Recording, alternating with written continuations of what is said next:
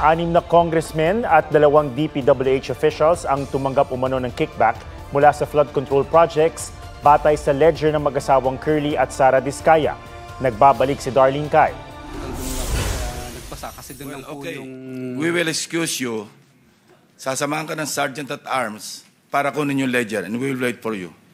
Sa basbas ng Senado, panandali ang nakauwi sa kanilang bahay sa Pasig si Curly Diskaya na nakadetain sa Senado at misis niyang si Sara.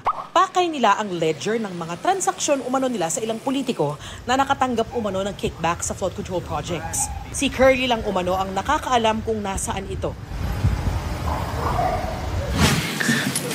Pagbalik sa Senado, isiniwalat ng mag-asawa sa Senate Blue Ribbon Committee ang mga pangalan ng nabigyan ng kickback. Kong Roman Romulo, si Kong Marvin Rillo, Kong Dean Asistio, Kong Patrick Vargas, Kong Marivic Pilar, Kong Jojo Ang, Yusek Terence Calatrava, Yusek Bernardo.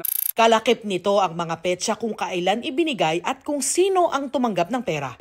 Dahil nasa pagdinig din ng isa sa mga nabanggit na si dating DPWH Undersecretary Roberto Bernardo, tinanong siya tungkol sa isiniwalat ni Curly. It was given to Manny Bulusan. So, kung ako man po ay mayroong alam dito, I have to match with my records. Because pagka po ako ay mayroong ganyan, as I stated earlier, meron po akong proponent. Meron pong project na katumbas yan. So, I will have to match that with the projects if really it's true. Hinihingan pa namin ng pahayag ang ibang binanggit na dati na ring inilahad ng mga Diskaya sa naunang pagdinig. Pero, hindi pa raw ito kumpleto. Susulat daw si Senator Ping Lacson kay Senate President Tito Soto para payagan muling pauwiin si Curly para kunin ang iba pang dokumento. Darlene Kai, nagbabalita para sa GMA Integrated News.